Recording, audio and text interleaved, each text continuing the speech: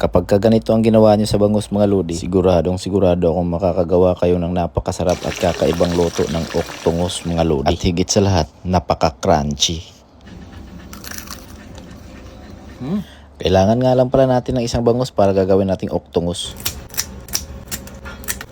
Napakadali nga lang nitong gawin mga lodi. Una, kaliskisan nyo lang yung bangus bago nyo sa idaing. Sundan nyo lang yung mga sumusunod na ating gagawin mga lodi. Kapag nadaing nyo na, tanggalin nyo na rin yung malaking buto niya sa gitna para hindi tayo mahihirapan mamaya sa paghihiwa. Pagkatapos yung tanggalin ang tinik at buntot, hihiwain na natin siya ng pahaba na parang kadaliri lang yung kalaki. Pero huwag nyo iabot sa dulo yung pagkakahiwa. Gagawin kasi natin yung parang hugis octopus mga lodi. Yung mga hinihiwa-hiwa na yan yung magsisilbing kanyang mga galamay na para ba siyang hugis octopus mga lodi. Kaya tatawagin natin tong octongus or di kaya octopus na bangus. Ganyan na nga pala yung kalalabasan niya, pero wag kang mag-alala, di pa tayo tapos dyan. Dahil kailangan pa nating i-mix ang isang crispy fry at isang itlog mga lodi. Ganito lang pala to kasimple, hindi masyadong matrabaho. At higit sa lahat, list ingredients na rin. Dyan na rin kasi natin ibababad yung ating bangus na octopus mga lodi. Ibababad lang natin siya dyan ng ilang minuto mga lodi. Yung tipong saktong manunuot na yung lasa sa kanyang laman. At pagkatapos, sa dahon naman ng saging natin siya padadapay. Malaki rin pala ang maitutulong nitong dahon ng saging mga lodi. Dahil bukod sa maiayos din natin ng hugis octopus itong bangus, magagamit din natin yung dahon ng saging para sa pagprito natin sa octongus. Malaki rin ang maging pakinabang ng dahon ng saging. Yan kasi yung magiging sapin natin sa ating piprituhing octongus mga lodi. Para siguradong hindi didikit sa kawali yung ating piprituhing octongus at maiwasan din ang pagkasira nito mga lodi. Para siguradong hindi tayo mahihirapan mamaya sa pagbabaliktad nito. Dahon lang talaga ng saging yung kailangan sa pagpiprito para hindi dumikit sa kawali. Ayan na mga lodi, saglit lang luto ng ating octongus. Nga pala, pwede bang makahingi ng isang like at share na rin kung nagustuhan mo yung video. Tara, kain tayo.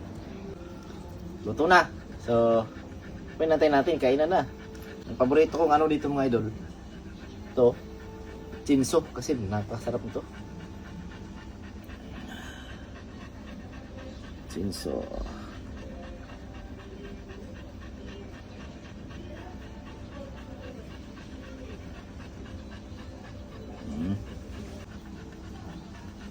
Ito, masarap mga idol, oh.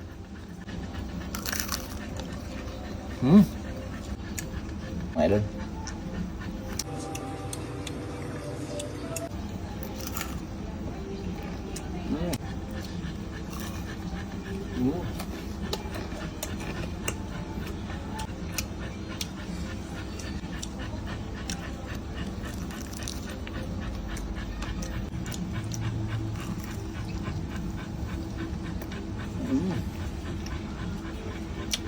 Ito.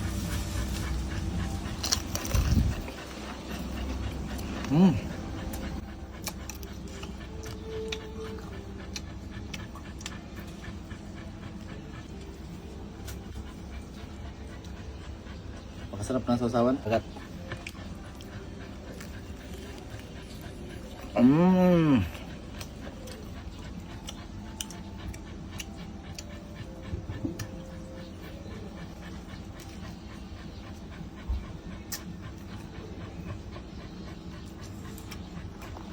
Ang sarap. Mangga.